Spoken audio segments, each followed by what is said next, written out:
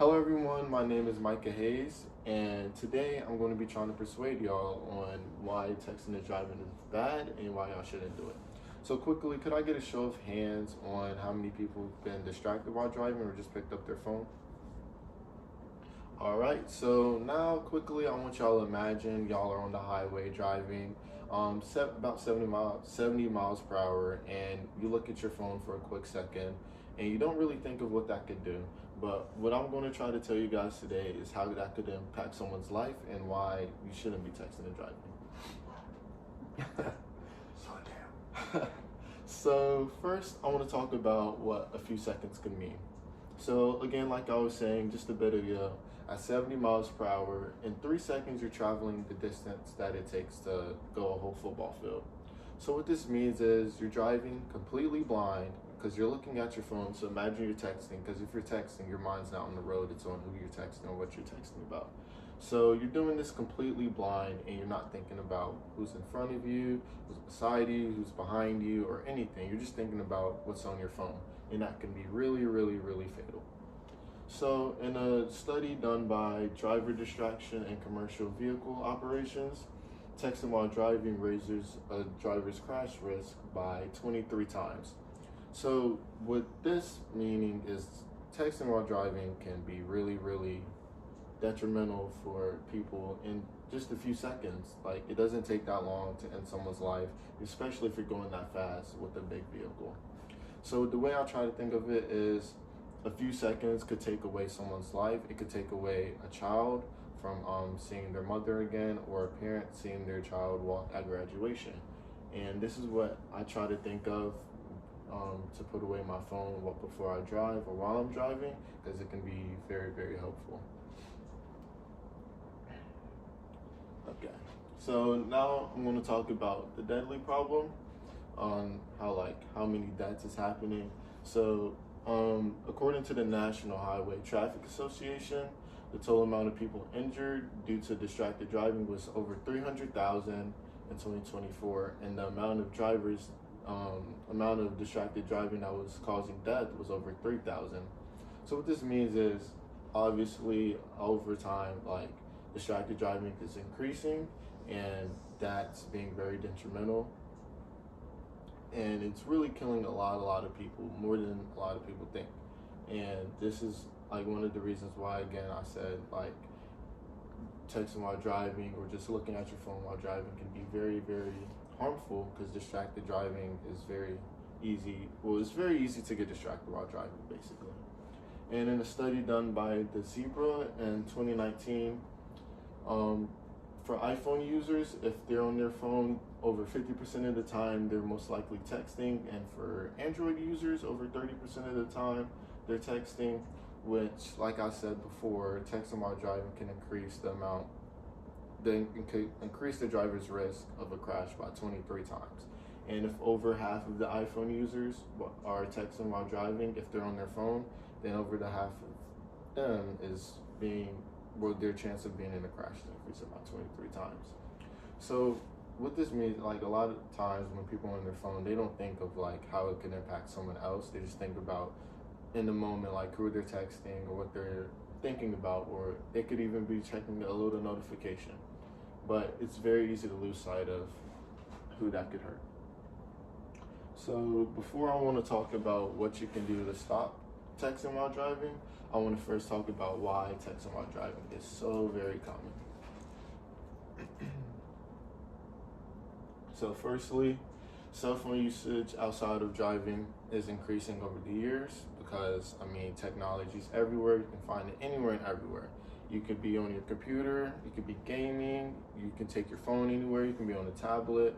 It's in every store, in every restaurant. You're looking at a screen at some point. So when you're in your car, it's going to kind of feel weird and off-putting to not look at a screen. So that kind of adds to the temptation of wanting to look at your phone, even just for a slight second. So according to Harmony Healthcare, Americans spend on average 5 hours and 16 minutes on their phone per day. And that's across all generations, but Generation Z has it the worst. I'm over 6 hours per day on their phone, which is totaling to about over 1 day a week and over 70 days throughout the whole year that you're spending on your phone. So when you're in your car, it's going to kind of feel weird to not look at your phone because you're always on your phone throughout the day, or at least looking at a screen. So another thing I want to talk about is the overconfidence aspect, because it can be very, very easy to forget how much focus driving requires. I mean, driving, it requires your full attention, and looking at your phone is taken away from that. Even for a slight second, it can be very, very, very harmful for other people. So it can be easy, especially for younger drivers and newer drivers, to forget how much focus driving requires, because they probably haven't been in a crash before, so they haven't felt that like life or death moment of like needing to react, or else their life is going to be in danger. So another thing I want to talk about is the connectivity aspect of being on your phone. If you're looking forward to a text from a certain someone, or you're looking to reply to an email from your boss, you're probably going to be looking at your phone every few seconds or every few minutes while you're driving. So a reason for that, like I said, it's because of the amount of time we spend on our phones. We're always expecting something new to pop up on our phone, and this fear of missing an important update or a text can be a reason for us looking at our phone. And another thing with the overconfidence aspect, a lot of drivers think they can multitask. A lot of drivers eat while driving, doing their makeup, or even listening to music. It can add to like the thing like, oh, if I can do this, I can look at a text for a few seconds.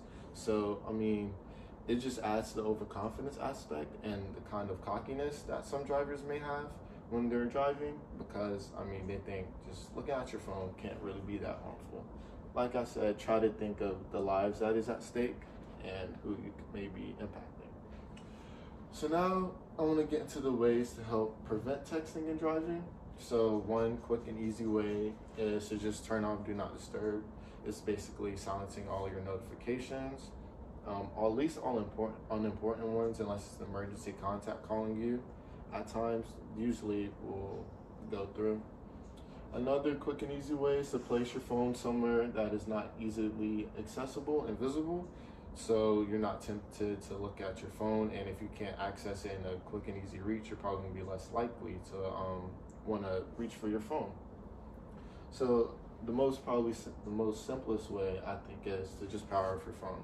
If your phone's all the way off, no notifications, no sounds, no nothing, it takes like 20 seconds to boot up. So even if you do want to look at your phone, it's going to take a lot of time. And if people think they want to take a lot of time on their phone, they're going to be less likely to go on their phone while driving. So now I want to ask of you guys to take action. I want to ask, what do y'all plan to do on trying to solve this problem of texting while driving? Yeah, just cut your phone off. Cut your phone off? Well, if you're using it for directions, then you're really in a spot, aren't you? Yeah. How do you just concentrate on using it for directions and that's it? I guess just minimizing the amount of time you look at it. Try to of course you can't memorize somewhere you've never been before, but try to if you look at your phone once, just try to not look at it a bunch of times. Or you could just, like I said, put on Do Not Disturb, because Do Not Disturb will silence the notifications and you won't be tempted to go on another app or look at something else. I have a question. I'm going to wait for it, I guess, because it's not about taking action. Oh, well, it could be a question about anything I've said. Oh, okay. I want to know, what is the difference between an iPhone and an Android phone that you have such a difference in the timing, because one was 50 and one was 30? So what I think the reason for that is probably the age of the drivers, because I mean, younger people typically care for having iPhones or a better looking phone, and Androids have a reputation of not looking the best, and a lot of teenagers and young drivers they want the newest iPhone. Now I could say personally that is true for me as well. So I think that's probably the reason why, because if it's younger people, they're probably going to be texting instead of just looking at a notification or just listening to music. I think one of the biggest problems is that people take driving for granted. You know, I've done this so many times, I got this covered. Yeah. I can do this. And you know, driving's not a place to multitask. Yeah. It's too many variables. Is that all? Mm-hmm. All right.